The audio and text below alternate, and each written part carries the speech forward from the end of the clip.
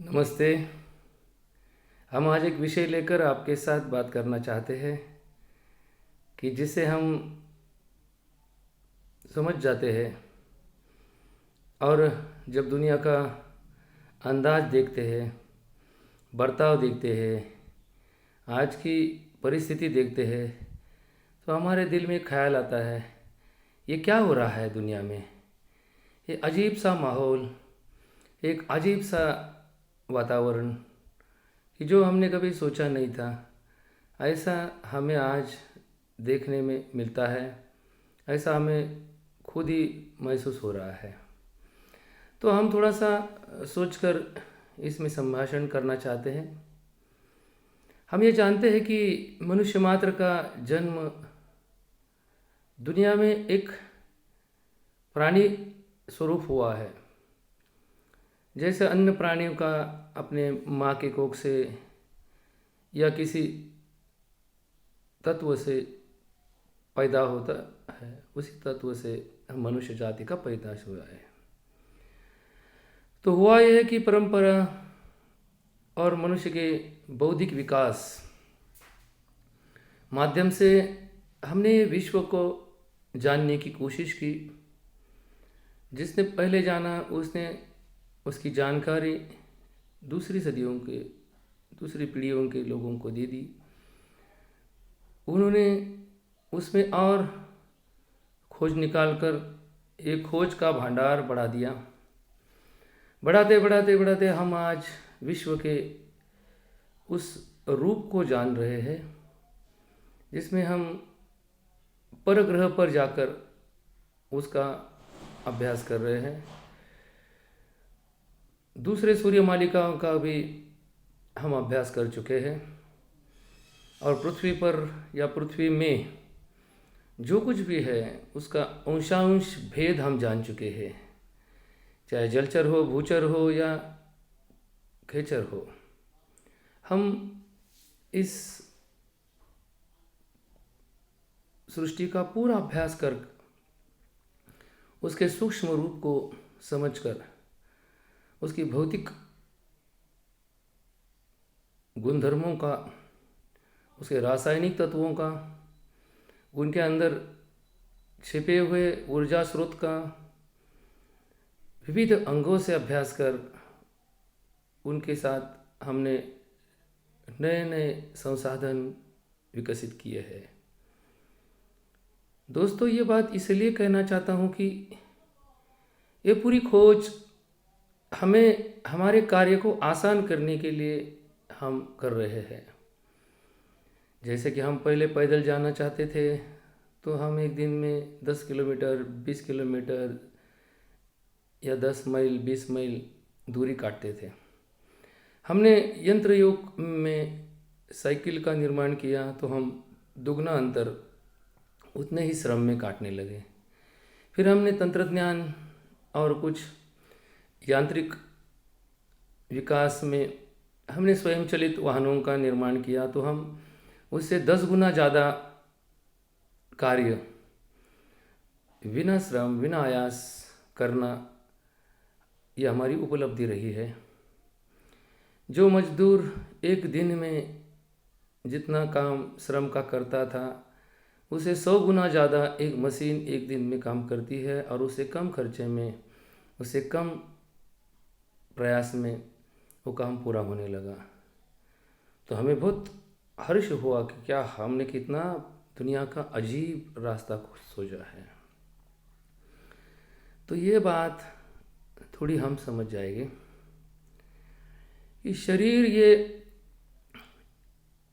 यद्यपि एक यंत्र है, लेकिन ये सजीवता का एक गुण होता है कि इसका वर्धन करना या इसके गुणों का संरक्षण करना, इसीलिए प्रयास करने पड़ते हैं। जैसे कि हमारे स्नायु में जो बल है उसको प्रयास कर कर प्रयत्नपूर्वक बढ़ाना या प्रयत्नपूर्वक रखना, यह हमारा फर्ज होता है। ऐसा नहीं है कि हम किसी मशीन को फ्यूल देते हैं, ईंधन सप्लाई करते हैं वैसा हमारे शरीर को खान पीन का सप्लाई करने से हम सुदृढ़ हो जाते हैं। हमें प्रयत्नपूर्वक इसकी शक्तियों को बढ़ाना पड़ता है, या बढ़ाई हुई शक्ति को हमेशा के लिए स्थापित करना पड़ता है। जिसे कोई खाने से पहलवान नहीं होता। पहलवान का तत्व खाने पे नहीं है, मेहनत पे है। तो यदि वो मेहनत करेगा तो पहलवान बना ही रहेगा। यदि वो मेहनत छोड़ेगा और खाना पीना करेगा तो वो एक अवाढ हुए शरीर बनाकर खुद को ही नहीं संभल पाएगा। तो यही बात हम इस यंत्र युग में, तंत्रज्ञान युग में खो बैठे हैं। हमारे शरीर में जितने भी संस्थाएं हैं उन सभी का रोज का रिहर्सल या रोज का परेड जरूरी है। जैसे कि हम किसी संरक्षण दल में भर्ती हुए जवान को देखते हैं, चाहे वो बॉर्डर पे हो या किसी गांव में, शहर में हो, नित्य उपक्रम में उसका रोज सुबह में 2 घंटे का परेड किया जाता है। उसी के बाद ही उसकी ड्यूटी को लागू किया जाता है। तो ऐसा क्यों? कि उसकी आदत हमेशा के लिए रहेगी। तो जब किसी युद्ध का समय आएगा तो उसकी तंदुरुस्ती रहेंगी, उसके संस्थाओं को आदत रहेगी उस युद्ध को सहने की, उस युद्ध को जीतने के लिए प्रयास करने की। तो इसी रूप हमारे शरीर के जितने भी संस्था है उनका रोज परेड होना जरूरी है। चाहे वो स्नायु संस्था हो, चाहे वो अस्थि संस्था हो, चाहे वो पचन संस्था हो, चाहे वो चेतना संस्था हो, चाहे वो श्वसन संस्था हो, चाहे वो ज्ञानेंद्रिय की संस्था हो, कर्मेंद्रिय की संस्था हो, इनका नित्य परेड होना जरूरी है। यदि ये परेड करना है तो किसी यंत्र तंत्रज्ञान का उपयोग नहीं। जब आदमी खुद पाँव पे चलेगा तो पाँव का सहनन बढ़ेगा, पाँव की शक्ति बढ़ेगी। जब किसी गाड़ी पर जाकर घूमकर आएगा तो गाड़ी की शक्ति व्यय हो जाएगी, इसका फायदा उसे नहीं होगा। किसी तालीम में जाके ये यदि जोर लगाएगा तो वो शक्ति उसको बढ़ाएगी, उसमें शक्ति का संवर्धन होता है। तो ऐसी तालीम, ऐसी परेड हम खो चुके हैं। हम यंत्र युग में अमाप संसाधनों का वापर कर हमारी खुद की संस्थाओं को कमज़ोर कर बैठे हैं। एक उदाहरण आपको देना चाहता हूँ। जब नए नए फ़ोन हम इस्तेमाल करना चालू किया, लैंडलाइन फ़ोन हमारे पास थे, तो जितने भी हमारे रिश्ते में फ़ोन नंबर है, हमारे पास एक डायरी रहती थी। उस डायरी में हम उसका नंबर लिख लेते थे और ज़रूरत पड़ने पर उसका वापर करते थे।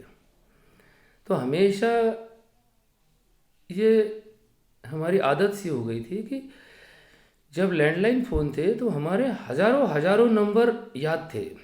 किसी ने पूछा चाचा का नंबर क्या है, हम बोलते थे ये नंबर है। हम मामू का क्या नंबर है, ये नंबर है। हमारे दोस्त का क्या है, ये डॉक्टर का क्या है। हज़ारों नंबर हमारे याद थे और हम जैसे ही उसका नाम लेते थे तो हम उसका नंबर बोल देते थे। बाद में हमारे पास कंप्यूटर डायरी आया, पॉकेट वाला, जिसमें हम नंबर फीड करना चाहे तो ये हज़ारों का जो आंकड़ा हमारा याददाश्त में था वो 100 पे आया, क्योंकि उसकी लिमिटेशंस थी कि उसमें 100 नंबर, 200 नंबर, 500 नंबर, 1000 नंबर उसके अंदर स्टोर होते थे। बाद में ये मोबाइल आया।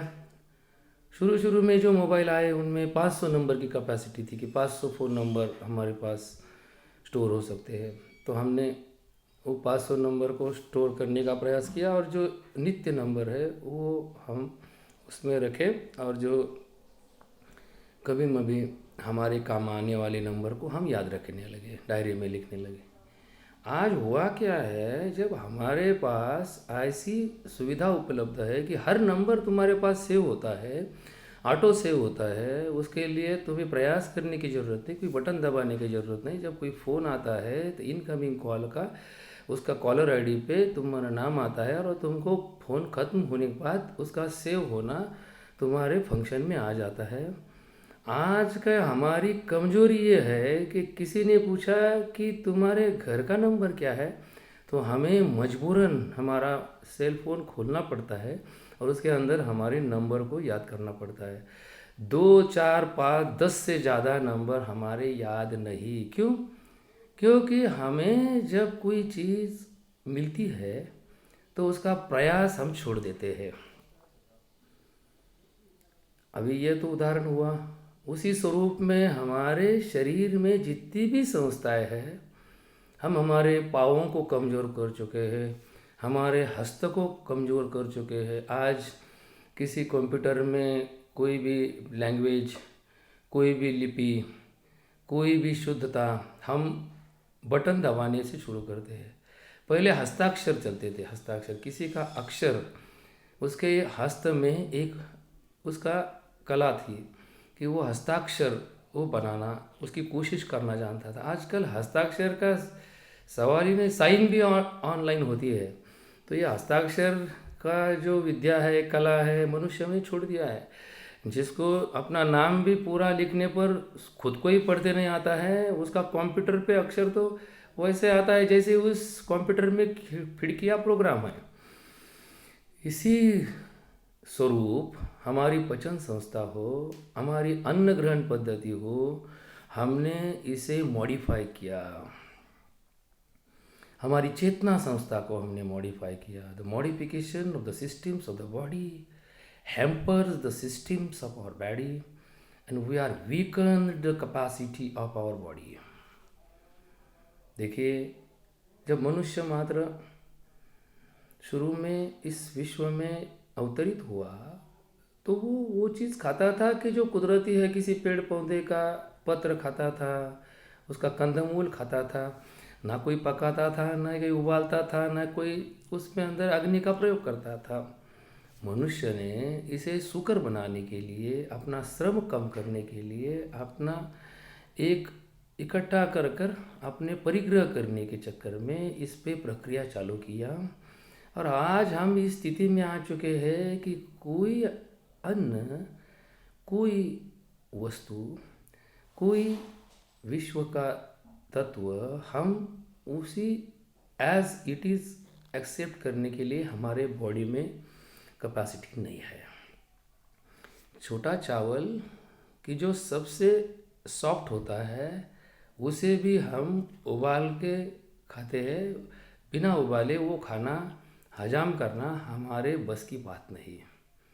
एक ज्वार, उसे भी हम पीस पीस कर बनाने के बाद उसको भी हम भूनते हैं, बार बार उसको अग्नि का कर्म करते हैं, फिर भी हमें उसे डाइजेस्ट करने की कैपेसिटी नहीं रही।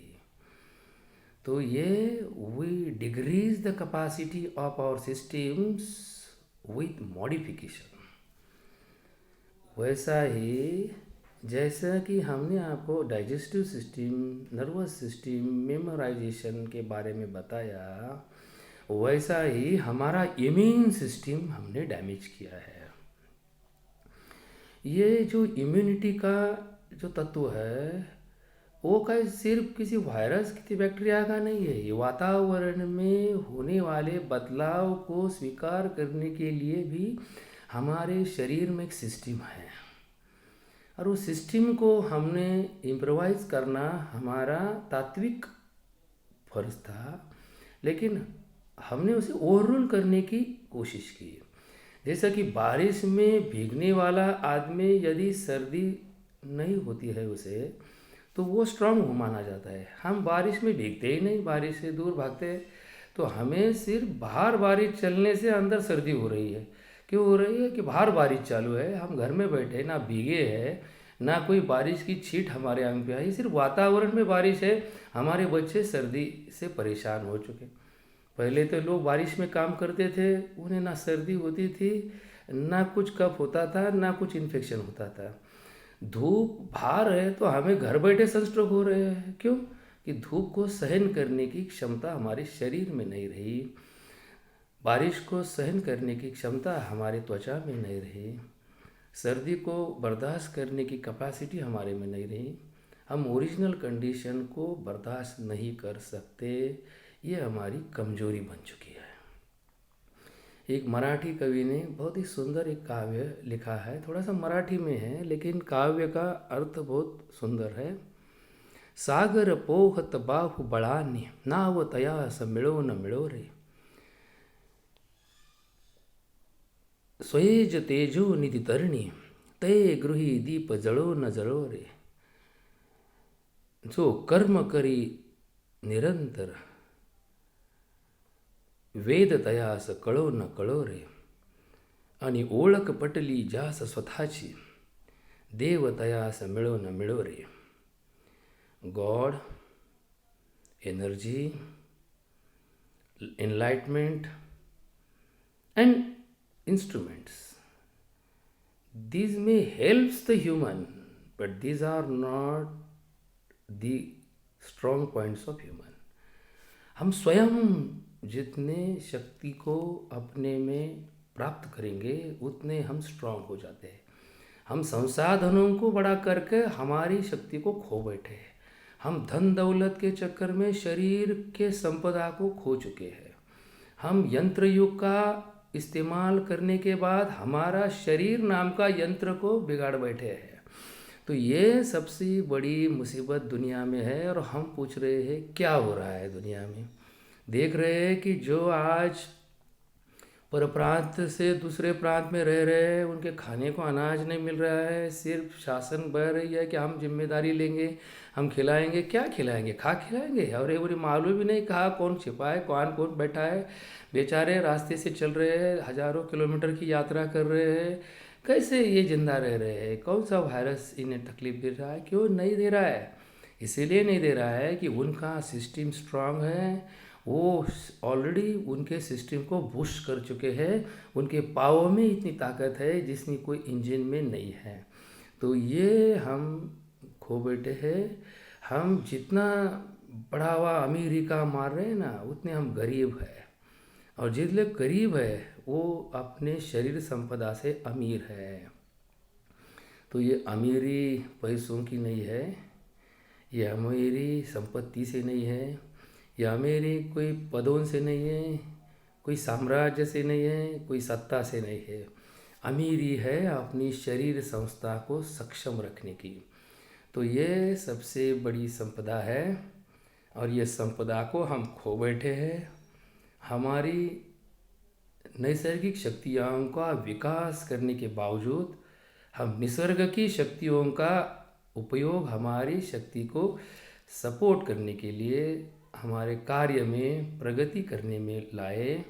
और यही सबसे बड़ी भूल इस दुनिया में हो चुकी है कि जो आज अपरिवर्तनीय है। हम इतने परावलंबी हो चुके हैं कि किसी के घर में एक दिन बिजली नहीं चली तो दूसरे दिन उसके घर के कार्य को पूर्ण विराम हो जाएगा। किसी 7 दिन के लिए किसी के घर में कोई नया व्यवहार नहीं हुआ तो उसका घर बंद हो जाएगा। किसी महीने के अंदर किसी कार्यालय में कुछ कार्य नहीं हुआ तो वो कार्यालय का अस्तित्व खत्म हो जाएगा।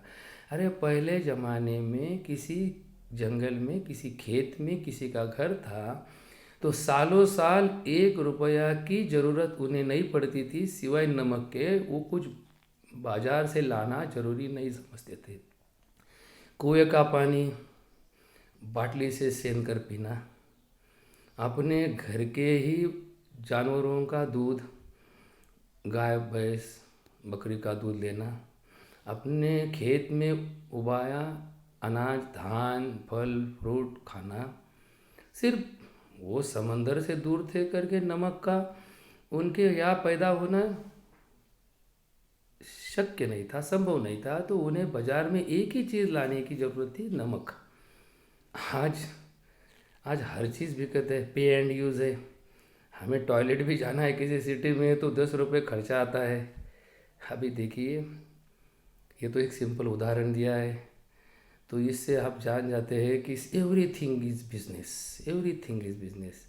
और पहले ज़माने में तो ये स्वयं पूर्ण, अपने गांव में ऐसे कुछ लोग थे कि स्वयं पूर्ण थे, जिसके साथ हमारे चार चार बैल उनके खेती में थे। वो खेती का ही वो पकाया, उनके लिए खाद था, वही खाद पे वो जिंदा रहते थे, वही खाद पे वो कल्टीवेट करते थे, मल्टीप्लिकेशन होता था। और ये एक बड़ा अद्भुत स्वावलंबी लोग थे कि जिनको आप जो आज विलगीकरण की प्रक्रिया करते हैं कि लोगों को अलग रखना चाहते हैं, वो लोग तो स्वयं अलग रहते थे। उनके पास कोई जाता नहीं था, कोई आता नहीं था, वो क्योंकि बिना समारंभ के या बिना कारण किसी के घर में किसी के जाने की ज़रूरत नहीं। आज हर घर घर भी लोग घूम रहे हैं, कोई बिजनेस के नाम से घूम रहे हैं, कोई शासकीय व्यवस्था के नाम से घूम रहे हैं, कोई संस्था के नाम से घूम रहे हैं। दारोदार जाना, दारोदार आना, होम डिलीवरी, होम डिलीवरी। ये डिलीवरी करते करते हम हमारी खुद की डिलीवरी छोड़ दिए हैं, क्योंकि हम देख रहे हैं, हमारा ऑब्जर्वेशन है, जो महलों में रहते हैं उनकी औरत का सीजर हो रहा है। और जो पालों में रहते हैं, पाल में, जिनको अपना खुद का घर नहीं है, ऐसे पालों में रहने वाले औरतों का अपने आप में नॉर्मल डिलीवरी का रेट ज़्यादा हो रहा है। हमने आज तक 16,000 से ज़्यादा प्रसूति किया है। 6,000 से ज़्यादा आदिवासी परिवार, जो कि भटके परिवार होते हैं, जैसे कि वैद होते हैं, भिल्ल समाज होते हैं, वडारी समाज होते हैं, या पारधी समाज होते हैं, या हमने देखे कि ऐसे कोई समाज देखे जैसे कोई स्मशान जोगी होते हैं। अरे इनका ना कोई इन्वेस्टिगेशन है, ना कभी हीमोग्लोबिन चेकअप है। ऐसे औरतें डिलीवरी के लिए हमारे पास आती है, 10 मिनट के अंदर डिलीवरी होकर 20 मिनट के बाद घर चले जाती है। पैसा ही नहीं, कहते हैं हमारे पास, हम नहीं रहना चाहते, हमें छोड़ दीजिए।